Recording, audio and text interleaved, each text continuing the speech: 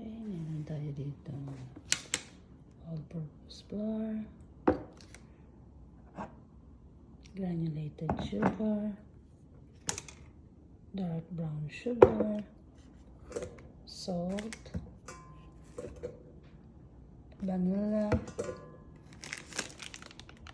peanut butteries, peanut butter, baking powder, butter, cornstarch, baking soda, banana, measuring cups and strainer, and of course, yung ating KitchenAid mixer. So, gagawa tayo ngayon ng peanut butter banana cookie. First time kong gagawa ng cookies. I hope na maging successful at saka masarap. Okay, let's go. Start now.